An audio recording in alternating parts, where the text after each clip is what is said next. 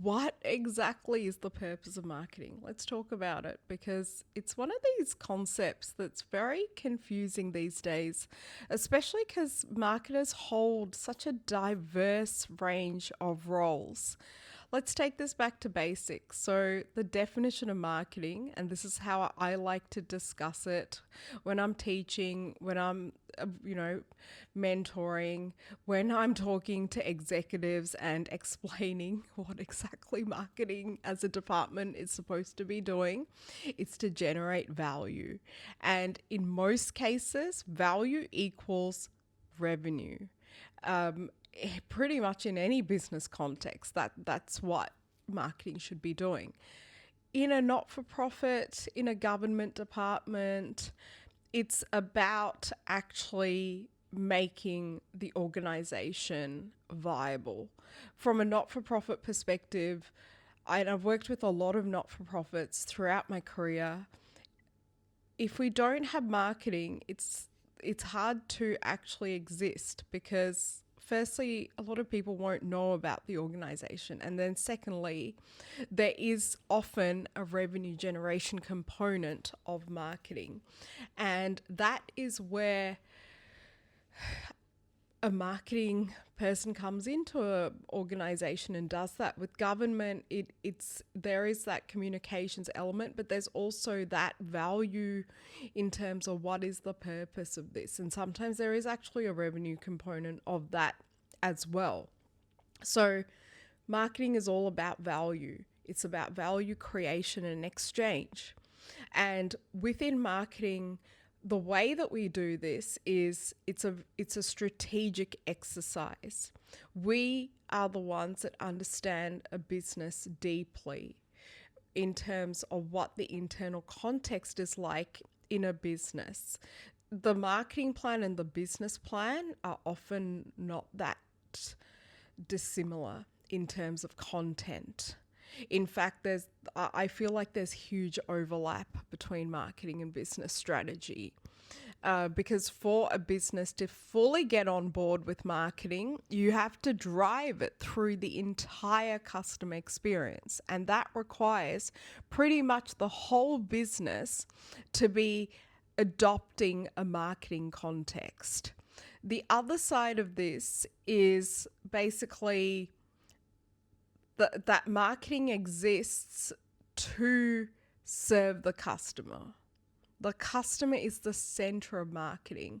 And yeah, there's customer service departments, customer success teams, account managers, and they may serve the customer one-to-one, or sometimes in some cases one-to-many.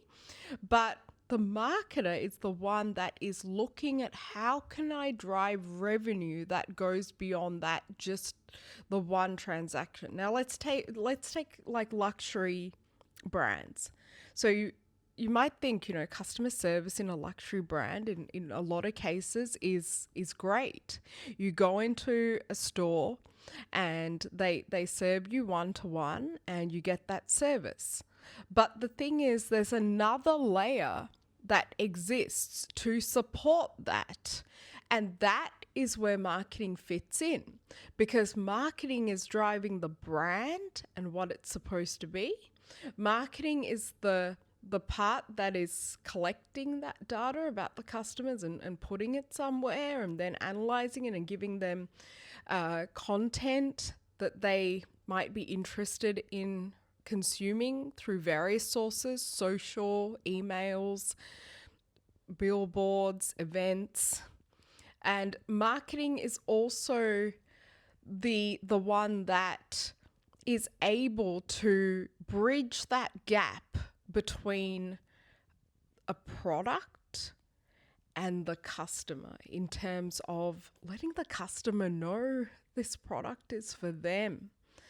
Even if the product is something like a soft drink, it's communicating and convincing, because that's a difference between marketing and communications in a lot of ways. Communications, which is a completely different profession to marketing, it's adjacent, but it's not the same thing, is about, telling that story and doing it sometimes often in like, quite artful ways and with different tools. But marketing is about setting that actual value, that actual purpose.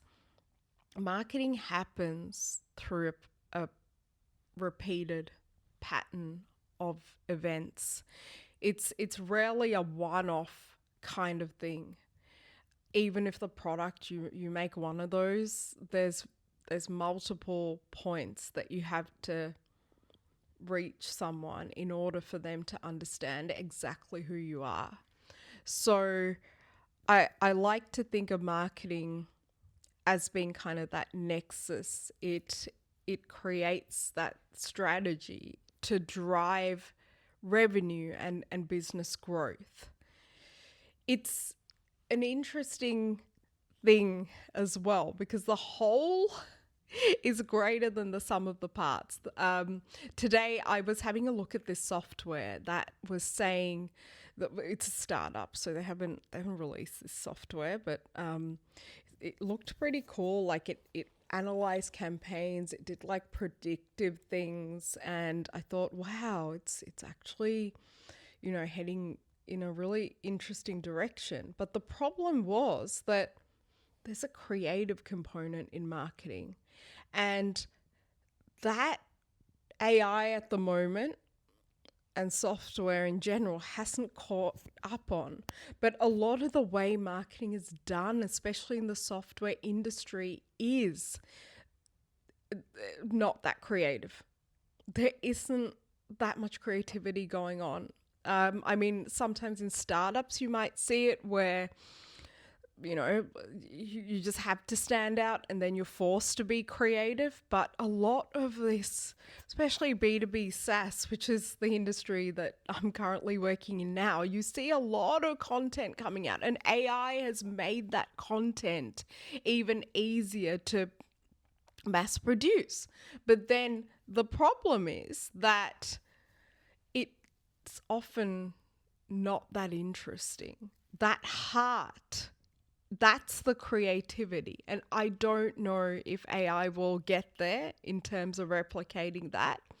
And it could. I'm not sure though if it will, but it potentially could. But I haven't seen it at the moment. It's what connects you to being human. When you look at great brands, the compelling stories or messaging value of these brands is human. For example, like a brand like Coca-Cola, it's about happiness. For a brand like Nike, it's about that just do it kind of mentality and just getting out there.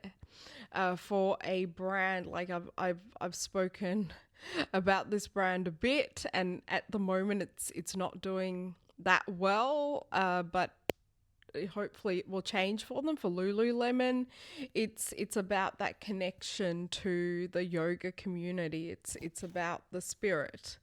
So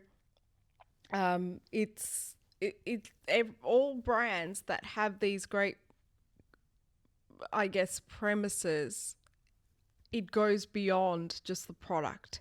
It goes beyond marketing, just communicating. It taps into that human component of who we are, that relational component.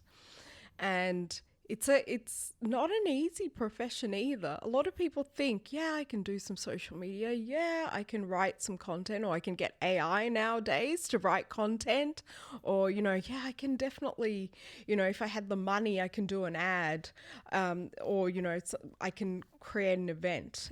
These are individually done well, not that easy. To have to coordinate this and get that sequence right is even trickier. But the value of it, because it's seen by everyone.